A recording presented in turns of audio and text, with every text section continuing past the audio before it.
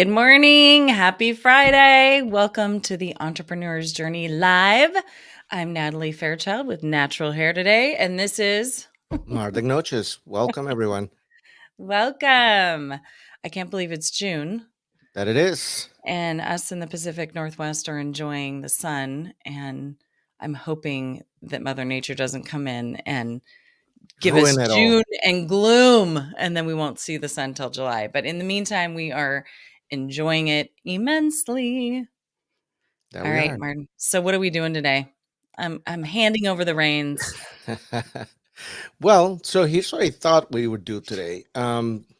You are someone who's gone through a lot of the journey, that journey that we keep referencing. So I figured we'll just ask you some questions. It'll be Perfect. interesting to know what your experiences were getting started, beginning to expand, growing a team, and then getting to this place of business expansion where it feels like you have to do it all over again. And yeah, that's basically the journey, right? So Yeah. I want to know from you, what was that like going in. But before we do that, I want to make sure everybody knows, if they want to ask questions, there's multiple ways to do it. They can leave it in the comments. Even if you're watching this on a repeat, you can leave questions in the comments there, and we'll pick them up and we'll use them for the other shows. And also, if you want to be on camera, if you're one of those brave souls who wants to come in and have a brief conversation with us, we're happy to make that happen. It takes a couple steps, but it's easy to do.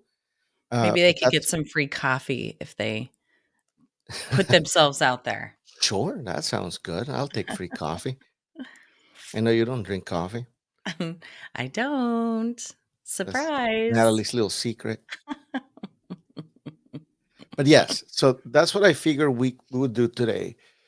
I feel like if I take somebody through that process of relating to you, we probably touch on all of the possible groups that are listening, right? People who are maybe considering starting something, people Mhm. who are in the midst of beginning something, or in that weird place where you just talk about beginning something a lot but you haven't.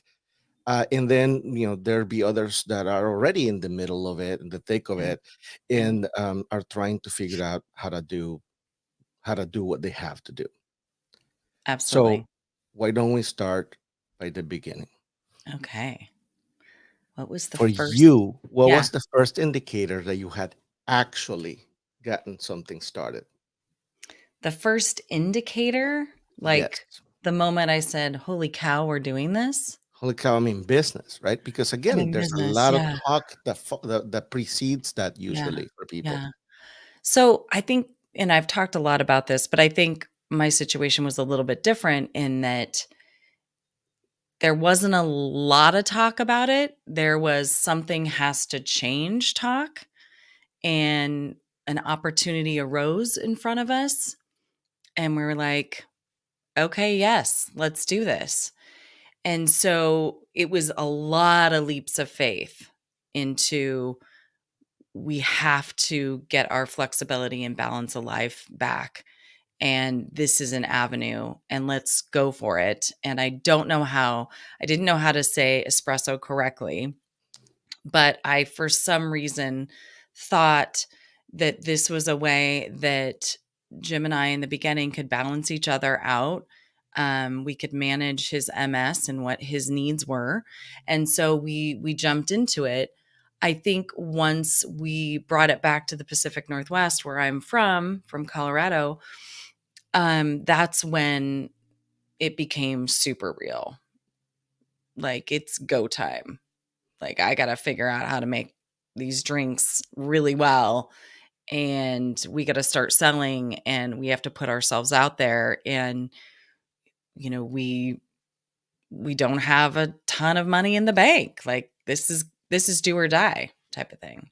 So which one was it though for you? Was it the, okay, we are having an event, or I need to go talk to people about having an event, or like what was it that you went, oh crap, I'm in business? Because again, Yeah. like there's a lot of prep. There's Yeah. always talking about it and what I Yeah. need to do and I need to learn all this.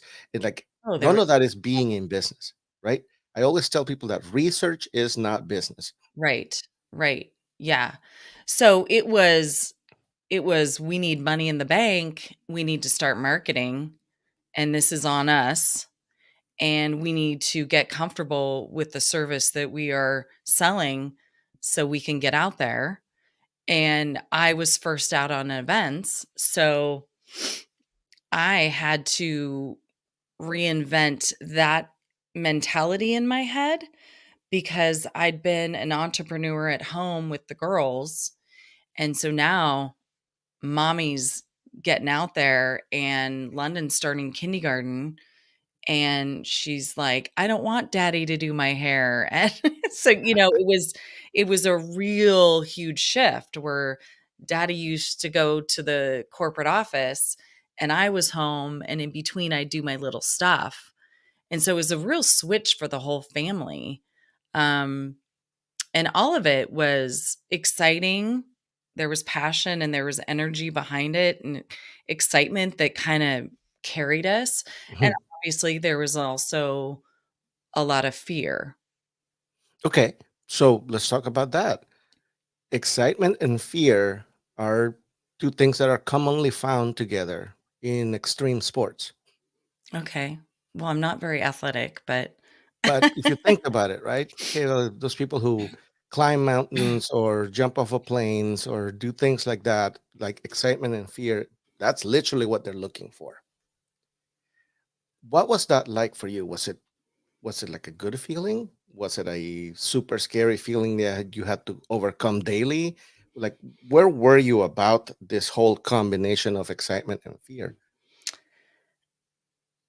I think I knew it could work. So I think I was more excited and more focused on what had to be done than focused on the fear. There was Mm, always that asshole in my head saying, "Holy shit, what are you doing?" But I I believe I was more it was our ticket. We'd been given a ticket to try and reinvent our life, and we had to do that. So, I was excited. I really feel like things were laying out for us, like mhm. how we sold the house, how we found this house, how we figured out the business. Everything was kind of just lining up. So I really felt like there was a lot of energy and there was a lot of signs for me that this was the right thing to do. So did it feel like Providence like that a lot? Like everything is sort of like lining up? Or is that how you view it now that you can look back? No, I remember feeling that things were lining up for us to move back here and have this business. I mean, it was miraculous, really. So I did feel like that for sure during the time. And I think that that's what carried me and kind of reduced some of the fear. But the fear ebbs and flows because as a business, you're running into all kinds of hurdles, Mhm. challenges, things you have to figure out. This isn't working, all that stuff. So, yeah, it fear was definitely there, but yeah, I remember it being a very miraculous time in my life. However, side note, I put so much energy and focus into buying the house that I'm in right now while still having a mortgage, and this was 2006, 2000, beginning of 2007, Mm. and which, you can't do anymore really unless you're fully funded. And so, yeah, my mom was like, "Just get a for sale sign in your house in Colorado." And I'm like, "I just got to finish the paperwork and get this other house bought." And then we sold the Colorado house in 14 days for full price, and we told them when we wanted to move out, and they bought a bunch of our furniture, and like things were just like lining out. But I forgot where my point was that I was really going to with all of this. It'll come back. Senior Okay. moment. Speaking of moments, so you said that opportunity arose, right? Like you Mhm, found an opportunity. So mhm. clearly you were already looking for something, I knew something had to change. right? So you need, and how did you know that one was it? Um, it's a great question. A really good question. How did I know? I just I don't know. I felt like it was I'm gonna get woo-woo here, but I felt like it was a universal moment, just like a that's it. And I went home to Jim and I wasn't sure what he was gonna say, and decisions can kind of be hard for him. And he said, that sounds good. And it was like, all right, we're doing this. We're gonna make espressos. Espressos for everyone. So yeah, I think it was just a very knowing. A lot of There was a lot of thought. Obviously the thought was, okay, we got to do something. This isn't working anymore. What are we going to do? And I think when Jim said, I think we need to move back to the Pacific Northwest, my whole like possibilities like opened up. I'm like, oh my gosh, this is This is something you great. wanted.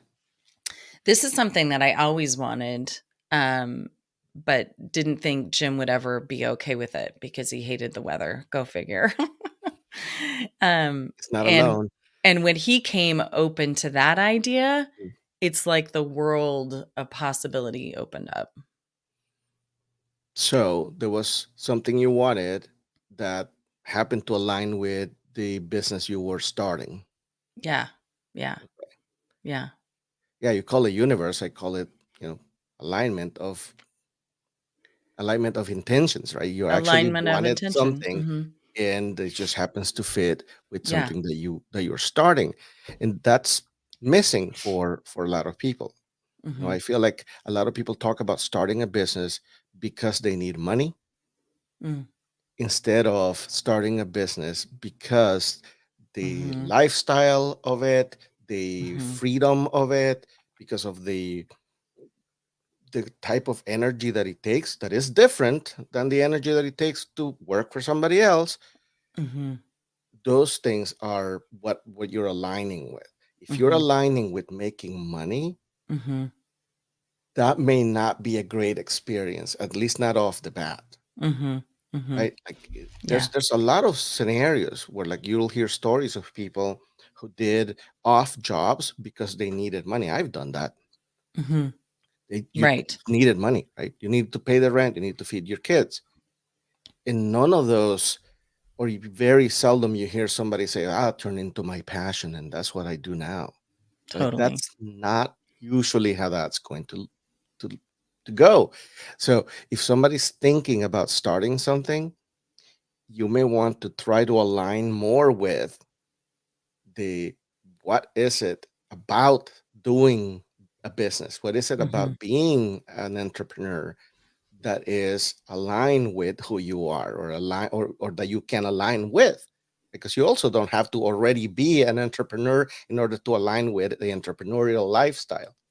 Right. And I did during this time when I was home with the kids realize that was an entrepreneur. I was like, "Oh, like I Tell me, love being a mom and I just keep starting little things and taking risks and putting myself out there. Why do I feel like I need to do this?" And yeah, and so it was aligning, and I knew that I we couldn't put Jim in another corporate job. And I knew I did not want to go back to the corporate world. The last position I was in a cubicle, and I love those cubicles. I felt like I was gonna die, you know? So I knew that that wasn't the path for me. So, what would you say to someone that knows they're going to die in a cubicle, but are also terrified of everything else that's out there? You know, for whatever reason, Mhm. because of Mhm. everything we're told about it, or because Mhm. they inherently have this idea that is super hard or beyond their means. What would you say to that person that's living in that conundrum? Um, I would say get quiet with it. Sit with it. Think about it. ask, what is it that you really want? I'd say reach out to people like yourself, Martin, or, other coaches, therapists, whatever. Get some different insights, but just be still with it and figure out why that is, and which path is going to be harder for you to live with. Well, the dying in the cubicle sounds like harder. For sure, for sure. And it doesn't mean that the other path was easy, for sure. I think you're really putting yourself out there when you start a business. I Hmm. mean, I remember people talking to my mom just going, "I don't know if this is going to work for them." And my mom had no doubt. I talk about her a lot. Um, and I had no doubt, but many people did. Many Okay. people did. So let's talk about that. Were they talking to you directly and saying, "Hey, I have doubts," No. or just talking about you? Yeah, or they'd tell my parents, or yeah. Yeah. Yeah, their accountant, who was our accountant at the time, um, said, "I'm nervous that this is not gonna work." We should give him a call now. Uh, what what did that do for you? Um, I just kept on my path. I just kept on my path, and as I say that, I realize that I do that often. I just keep on my path. When I say that, I think of times of different awards I've been up for, or, different things you can nominate your company for, best of Vancouver. And sometimes I just don't love putting my energy there because I'm just on my path. I'm just doing my thing. And if I'm recognized from the outside organically, awesome. But I can't go after that negative, and I can't go after trying to get rewarded and Mhm. validated. I just there's only so much I can do. And I just got to keep on my path and the way I do it. And the same thing goes for my schedule. When I went home every day at 3:30 or worked 4 days a week, and I'd hear people working till 7 at the office or 11, and I'd kind of have this twinge of, "Oh, I'm not doing enough," or, "Why are they able to do that and I just can't?" And or I'd be much further along. I'm just like, "No, like this is my path. Like this is my recipe. I got to stick with my recipe." And so, yeah. So I feel that's like what that's comes to mind. I feel like that's the business version of survival guilt. Oh, really? Okay. Yeah. How so? Well, if you think about it, right? Like if you're in a car accident with a bunch of people and they get hurt and you don't, you have all these illogical thoughts, like why do I deserve this? Or Yeah. people who are in business have that sort of thinking occasionally, and it's usually around the time, right? That I should be doing more, that I should Hmm. be up to this Hmm. level by now, or something like that. Or I'm But not enough, or I don't do enough, or exactly. things like that. Hmm. Yeah. And I've learned to accept that now, but it's been a muscle memory. It's been a muscle to exercise and to be okay with. Because every time I heard that, there was a little asshole in my head again. It'll never go away. Uh, Hmm. So speaking of that, speaking of timelines and what you're supposed to have done, when you started and you looked at all of the stuff you had to do, Hmm. did it look overwhelming? Did it look like this is just so much shit that I have to take care of that I don't know if it'll be enough? I don't know if I will be enough. Like, what was your relationship to what I called like the mountain? Yeah. Yeah. Um, at that time, I had a partner in the business, Jim. So we definitely divided out what we were good at and what we weren't good at. Um, and he tended to do all of the like getting the licenses and the health department and stuff like that. That was much more difficult to me. And, I did a lot of the marketing, and we did some of that together as well. We still have clients from the very beginning, which is so cool. Um and yeah, I think it's an ebb and flow. You get to a certain level and you're like, "Okay."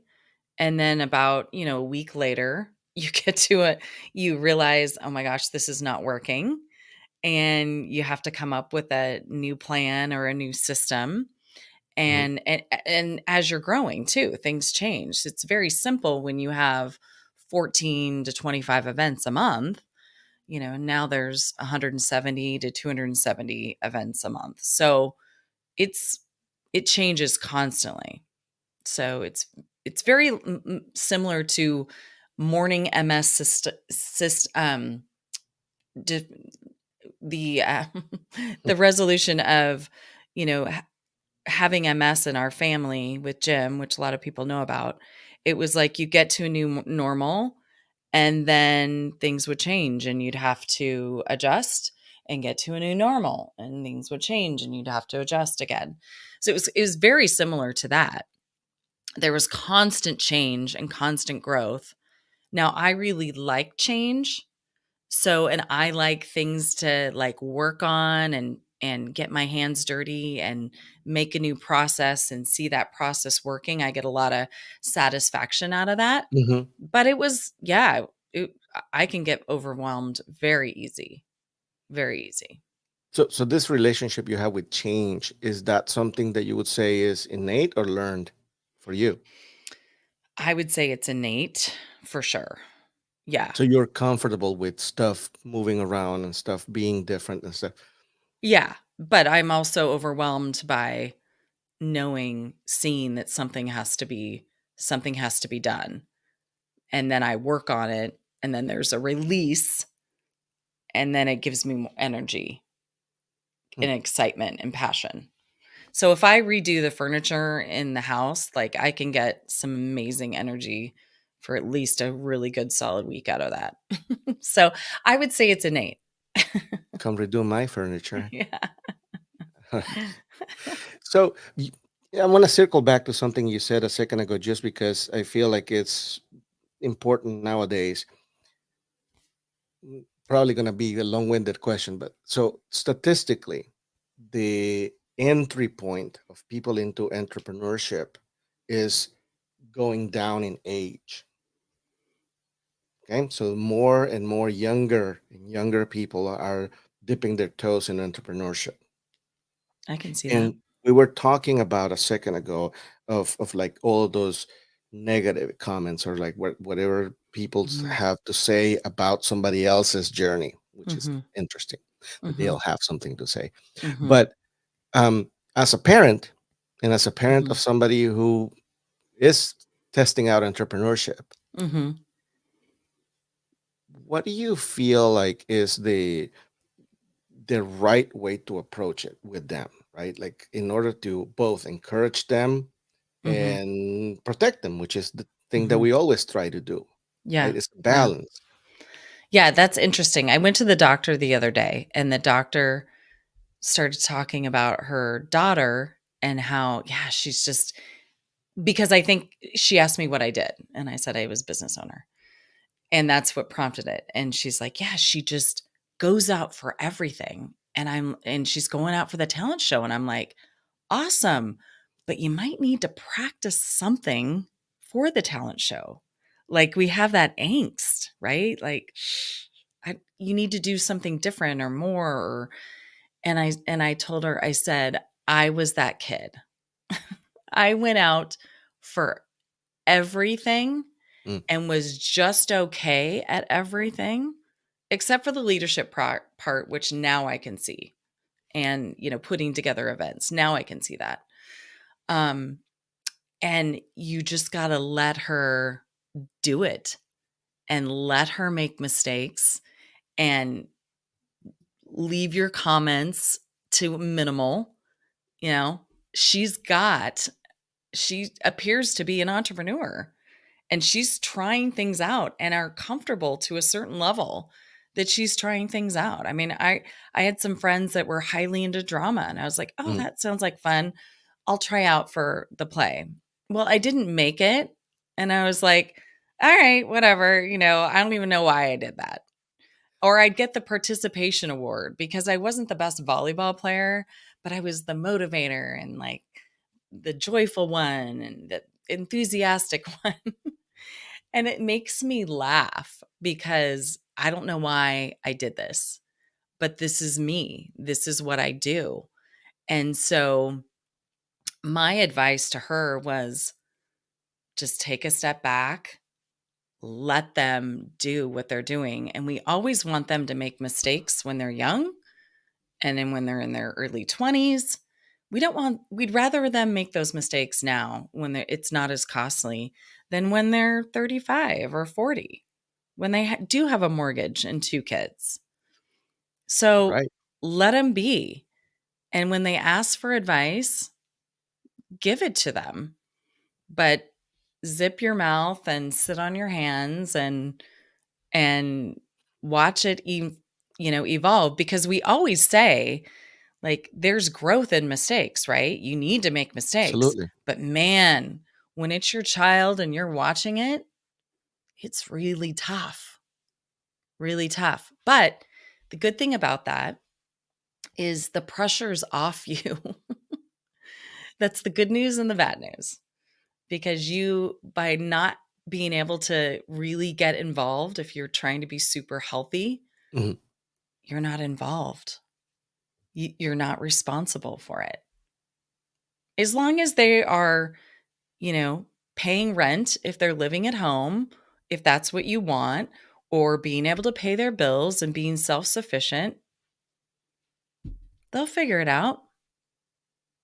So that's Well, my advice. yeah, and the paying rent part is, part of the learning. Absolutely. I don't know if you saw my video of my message to high school graduates and college graduates and their parents. If you're worried about your kid getting a job, make sure rent starts by July 1st. They'll get a job real quick. They'll get a job real quick. Yeah. Yep, and they'll keep it. Mhm. So, okay, you were sort of made for this by the sound of it. Okay, what about the people who are not, or they feel like they're not? Do you think that there's hope for them? Yeah, that's a great question. I almost put that back on you because you have the answer. You know the answer already. I mean, I think the answer, of course, there is. Um, you have to surround yourself by the right people. You have to know where your weaknesses are. You have to be willing to pull that expertise in, put your ego aside, and not feel like you need to know everything. And it has to be something that you're passionate about in one way or the other. And you have to redefine what success is for you. We've talked about that a lot. Like, is it this amount of money? Or Absolutely, or is it a sustainable amount of money where you have the life you want and you're and you're happy. doing something you love and you're happy? Um yeah, so it's all defining it. I feel like the ego gets involved a lot. And I think that's where being an entrepreneur can be really, really hard. I was talking to Brandon Laws. We recorded a podcast, and he's with Zenium, and I said kind of what I just said, and he said, that's a great point because the owner of Zenium started Express Personnel Services, which is Hmm. nationwide, Huge. and Stoller Winery, and he's like he's a great guy. He's a smart guy, but he's like, I wouldn't say he's like so intelligent. And he says that he attributed it to putting the right people around him. So Absolutely. yeah, Yeah, and obviously it was a loaded question, but that you knew the answer to. yes, but that's the answer for everyone. I Hmm. think that what's rescuable out of the story you told on going for everything Hmm. is that what makes an entrepreneur is somebody who's willing to make mistakes. right? It's Mhm. somebody who's willing to try some things out. And I Mhm. always tell people that that is the way to get into it, right? Mhm. You got to Mhm. try something out, small at that, and make a mistake, because Mhm. that's the only ones you're going to learn. When stuff just sort of like magically aligns and things Mhm. sort of go really well, Absolutely. usually occurs in a blip, right? And you will Mhm. eventually hit the wall, and there will be things that you're Mhm. going to have to repair. I mean, you're talking about repair. This is not going to Mhm. be just navigate. You're going to have to repair Right. some shit, Right. because stuff is going to go flat out wrong. And those are the real moments of learning. Those are the real moments where something is going to stick, and you're going to not do it again or do it better the next time. For sure. So here's another point as you're talking about this is I grew up in a family where we loved hand-me-downs, Mhm. but there we were never without. We were middle class. My sister, my siblings were sent to, different, Washington D.C. or Japan on exchange, or I got to go to London on exchange. In college, my parents paid for my college, like as it came due. They just made it happen. There wasn't a Mhm. savings for it. Um, but all three of us know the value of money and stuff, and we didn't have the brand new Nikes when they came out, like such and such family down the street. And I think that was such a gift because things didn't have to be so easy for us that when things got tough in business or when we first moved out on our own and had $35 left to our name till payday and one package of ramen noodles, Yes. we could get through it. It was uncomfortable, but we could get through it because we weren't used to having the absolute best brand new stuff, brand new car at 16. And I feel like it's such a disservice to our kids to do that because this is what happens. Because if they're expecting everything to go like their perfect Magic. childhood went, it's not. And then they're going to falter and be a little upset and fail and Yeah. not know what to do with it. So Yeah, that's but why they're we in need for to some fail. surprises. Yeah, some big ones. And sometimes their ego can't handle that because they've been propped up on a pedestal for quite a long time. Yeah, I mean, I've always I do it less and less because I don't live in LA anymore. But when I was in LA, doing the actor references made a lot more sense for people. But I used to tell them that being an entrepreneur is like being an actor. You know, you need to rehearse being silly. You need to rehearse being uncomfortable. You need to rehearse putting yourself in these positions Mhm, constantly where you're not comfortable. It's just mhm, not the, mhm, the place of ease that mhm, most of us seek. Right, that's the default. You want to just be comfy, mhm, and as an mhm, entrepreneur, you kind of seek out situations where that's not going to be the case. mhm. But then you get used to it. It gets more common. It becomes the way you are. Yeah, And you then get stronger. It doesn't get easier, you get stronger. you get stronger, and then you seek Mhm. them out more, right? And then you Yeah. seek out bigger ones. And that's basically the the layer building that comes into being in business. Mhm. And now we'll get to this, but, now I'm in an uncomfortable position right now. Yeah. Here I am. Well, let's talk about uncomfortable positions. When What about hiring the first employee? Because that's another big milestone for a business, right? Uh, Yeah. what Yeah. was going through your mind when you first decided that you needed to hire somebody, and then when you actually did? Yeah. Well, it came pretty quickly because we had a lot of warm marketing done before we got here, and it kinda took off a little faster, so it was like, "Oh, crap." So I begged my sister to come work for us because that was easy. Okay. Um, and and then I quickly needed to hire another person. Um, and did that. And the first couple employees weren't hard. When you start having 5 and 10 and 15, you're like, oh my. And I've told this story before, but one time I had 11 employees, and we're an event business. So people are coming and going all the time. It's very rare all 11 of them are together unless we're having a team meeting. And 11 of them were in the office at the same time. And I was so overwhelmed. I mean, I had this physiological response. What was the thought? Oh my God, I'm responsible for feeding all these mouths. There was a high responsibility that was overwhelming. And I'm like, I'm going to go walk to the mini mart and get myself a Diet Pepsi and just breathe really quick. I remember it was just really crazy to me that I was like, holy crap, all these people are relying on me to keep their families going. And it was just, that was when it was really, I think, overwhelming. But I think in the beginning it was exciting because it was like, oh my gosh, we need to hire people. Like, there's a demand. People are, we need to buy another cart. We need to buy that kind of thing. So it was kind of exciting in the beginning, and then it was like, oh my God. So you were perceiving it as good signs at the beginning. Mhm. Mhm. What was it for you? Was it that I physically cannot do what's required, hence I need another person? Or was it foresight of, look, it's going in a certain direction and we're going to need other people and it's going to take time to get them prepped?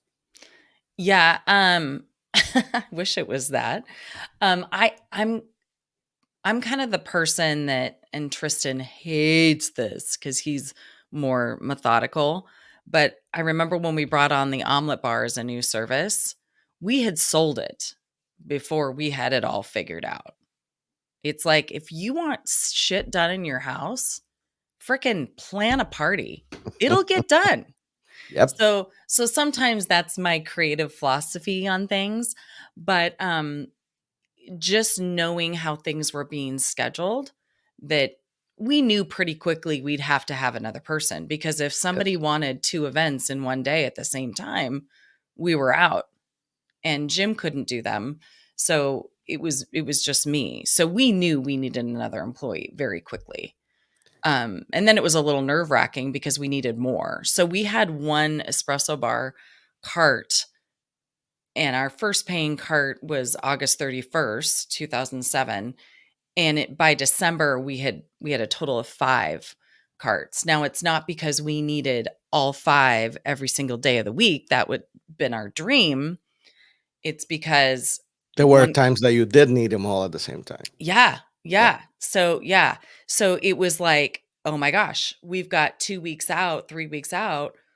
We're booking these carts, and then we're going to figure out how to make sure we have everything we need to do them. Right. But that what you said about that reminded me of something I also tell people.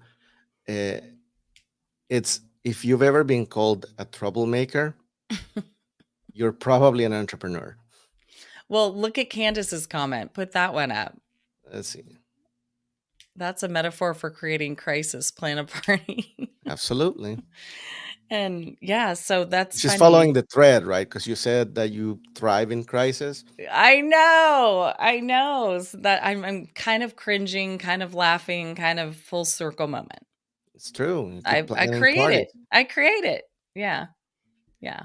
For But sure. yeah, so one of the things that I make sure people understand is that part of your job at the helm of a business, and when I say at the helm, I mean even if it started today, you're at the helm of that business, right? Mhm. Uh, is to create problems. If you're a Okay, we business need owner, a yeah, different word for that, Martin. nope. I want you to stick with that. I want you to create. Why? I want I you to don't want create problems problems. because problems Oh. require solutions. What about challenges? Do challenges require solutions?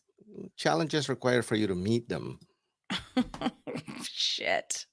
But think about it. This is what you do. You I do it have not anyway. accepted this, obviously. I have You, not you do it encapsulated anyway. all of You this. set up a party and then you create yourself a problem. Yeah, yeah. But that's the nature of being in business, right? If you're a Mhm, CEO of a Fortune 500 mhm, and you came up with, hey, you know what we're going to do? We're going to go up after this entirely new marketplace, right? We're going to go mhm, after this entire new demographic. You just created a huge problem for your organization that mhm, needs to be resolved by, by your mhm. COO and everybody else. But if you're a business by yourself, you did the same thing. You said, hey, I'm going to sell this particular thing. And it's like, okay, well, how the hell am I going to do that now? That's a problem that you created for yourself. In solving it is being in business. Oh my god, I just threw myself into the wolves by that comment, and now I'm getting it. Like, Yeah. this is what I do.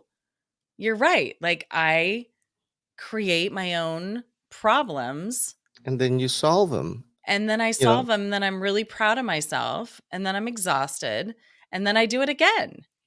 yeah. And there's a healthy way of doing that, and there's an unhealthy Okay, way of so doing it. let's Okay. talk through that. So the healthy way of doing that is when you create problems. How I say it is problems that are worthy of you, or problems that are worthy of your life, or problems that are worthy of your organization. If you create yourself problems that are not, what you're doing is trying to get out. And you Okay. might as well, learn to recognize that. Okay, give us an example of what that So is. Tristan, somebody who knows you. See, Aw, T. Thank you. And I'm so sorry for saying we're having this new upgrade and we don't have it figured out and we've already sold it. I'm so sorry. that's an apology, like 9 years coming, Tristan. So you were asking for an example, right? So here's an example. Again, we're going to start selling a brand new line of products that we don't have a procedure for yet. That's a great problem, right? It generates tons of usable Anxiety. solutions. But it generates a lot of usable solutions, right? Like, all of a sudden, now you have an entirely new line of revenue. Now you have an entirely new way of challenging yourself to bring in new lines of revenue, which is the other thing, right? You sort of create a procedure for procedures. And then if you do the other type of problem, right, which is the I can't do that, or I don't know how to do that. Let me see what can I cut from what I'm doing. That Mhm. basically they're all like shrinking problems, right? They're Mhm. things that just leave you smaller in the end. Mhm. Mhm. Those are not going to be the type of problems we're talking Mhm. about. Mhm. Those are going to be the the type of problems you need to start evaluating Mhm. for if it's time to get out, which is absolutely fine. There's Mhm. no shame on stopping. There's no shame on switching directions. There's no shame on flipping a Yui, right? Mhm. And going in an entirely opposite direction of something. Mhm. That is another thing that most really good business owners are capable of doing. Mhm. They're Yeah, kind there's a of, lot of pivoting. There's a yes, lot of being comfortable with change. So I kind of want to ask you as we're talking about this, do you think if you are not good with change, do you think you can still be an entrepreneur I or think just a different type? I think you can, but you are going to have to get better at change, right? You're going to have to learn Mhm. that skill. Mhm. And that's a Yeah. cool thing for me because it's a learnable skill. I don't view it as if it's innate thing. Really? I feel some people have it, right? But it's a skill just like any others, Yeah, right? you just got to exercise it. There's people who are like beautiful singers from birth, Mhm. but there's people who can learn to be a Mhm. significantly Mhm. good singer, right? Probably not Mhm. quite at the same scale, but they Mhm. will still be, Mhm. Competitive. competitive. And you might wanna surround yourself with someone that is more likely to be open to change. That's Yeah. why Tristan is a great balance for me because he's like, "Wait a minute.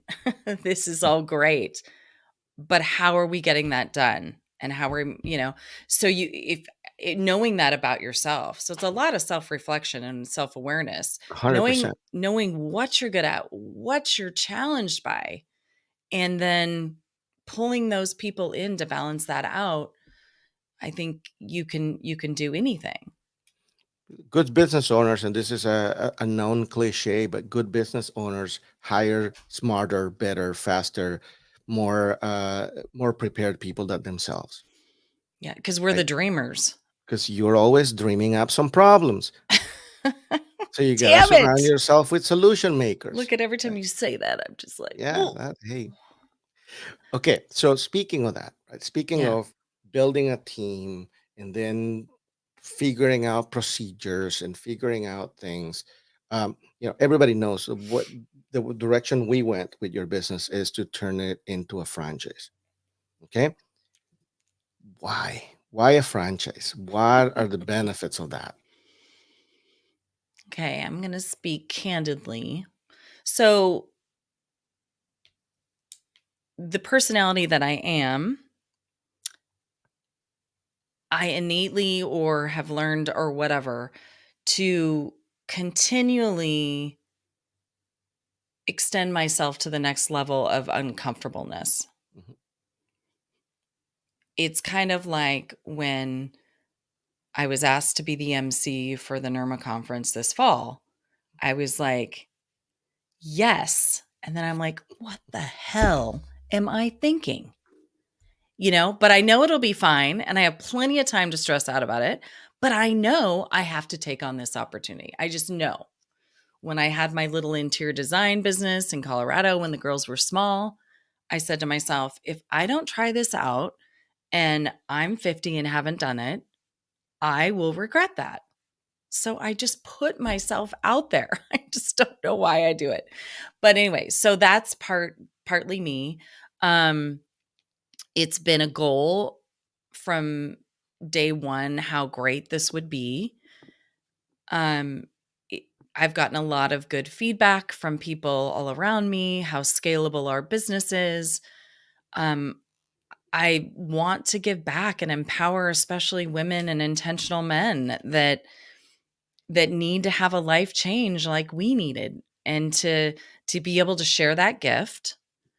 um it is a legacy, though I have no ego around whether my girls want to do it or not. I Mhm. could care less. Find your way first. um and obviously I want to build something that can carry me into retirement and can help me live out my balanced life, and give that opportunity to other people. So that's kind of my answer. There's a Totally. lot of reasons. Yeah, and there's also some people be wondering, what about your business makes it franchisable versus other businesses? What would you say is what about yours that makes it franchisable? You already hinted at that. Yeah, it's very scalable. It's very, we can document every event is in a different location, but it's all pretty much the same. We have we started documenting our procedures long ago, thanks to you when you stepped into our life. And obviously, that's made our business better as well, but is something that's absolutely required if you are even looking at becoming a franchise. Is that the answer you wanted, Martin? That's the exact answer we wanted. Um, well, what's interesting about it is that procedures and figuring out scalability, duplicability, Mhm. it's needed in all businesses. All Okay, like businesses, all whether businesses, you're thinking of it a all, franchise or not, all you businesses have should to. figured out that what is it that we need to do, how do we do it, what is the way that we need to repeat every time.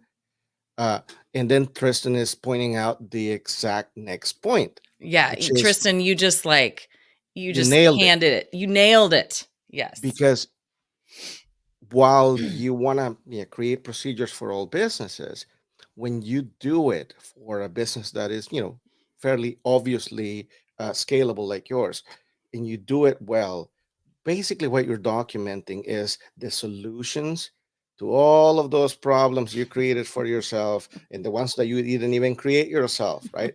But you basically have documented 16 years of solutions Mhm. that now somebody can Mhm.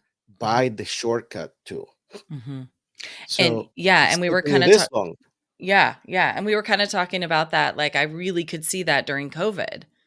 Like, if we're the franchise and we've got franchisees, during COVID, we were at the helm, we were the mothership that figured out all of the pivoting and how to do drive-through events and how to design the plexiglass.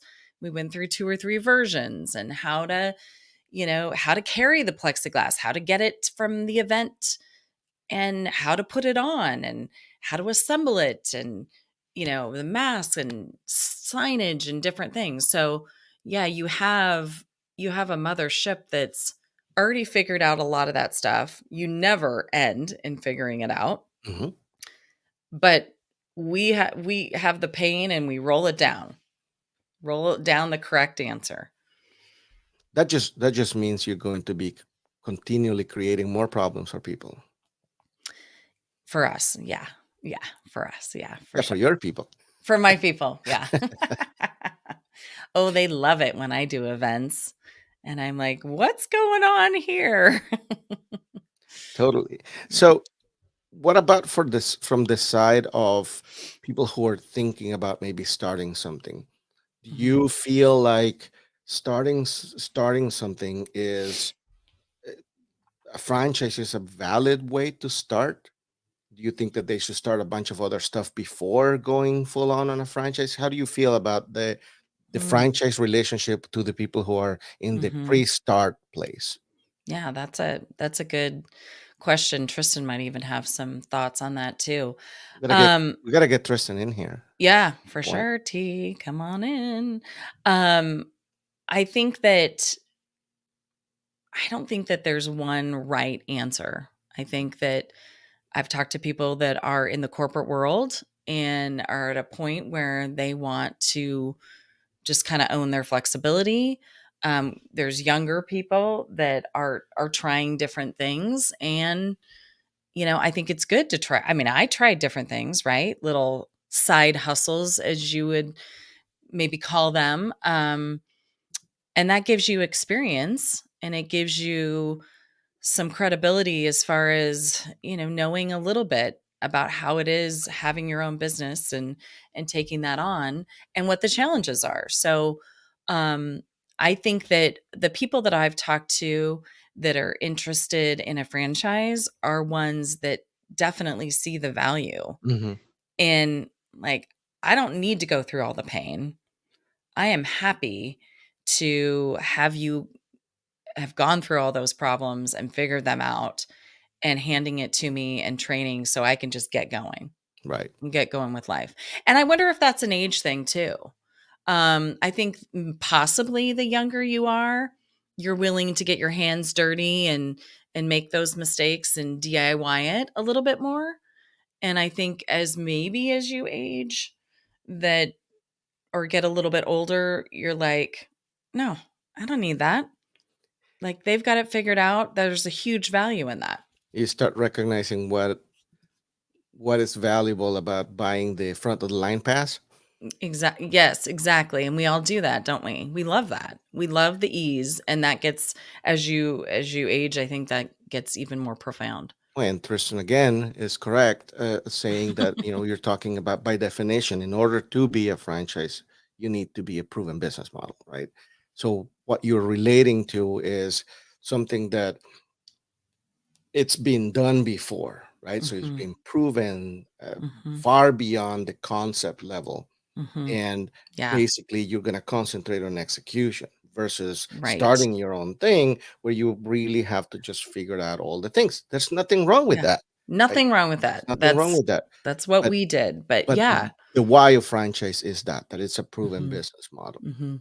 Mhm. So here we are, right? You sort of went through the thing, and now you're lapping yourself. So And laughing at myself. Doing it all over again. Mhm. What's difficult about it now? Like, what are the Oh. differences? Oh. Um, well, it's very vulnerable. I'm putting myself out there again. I'm like, "Here's my baby. Here's what we've done. Do you like it?" Like, I mean, yeah, it's very vulnerable. I have to go through lots of perception changes and things like that. Um, I put off becoming a franchise because I have hit ground zero with being unbalanced, and I didn't want to go back to that. And so it's like, is a franchise, someone just recently said, yeah, a franchise is like starting another business, and I was like, oh, Mm, oh my God. Did they tell me that before I started this? I did. Um, but the thing is what you've helped me realize, and what is extremely apparent is that I'm not doing it myself. I've got we've got consultants, and I've got a great team of people, Tristan, huge part of it, um, that are helping me with that. Right. That it's not all on me. That I've got a great group of people. Absolutely. And you're gonna do it all over again.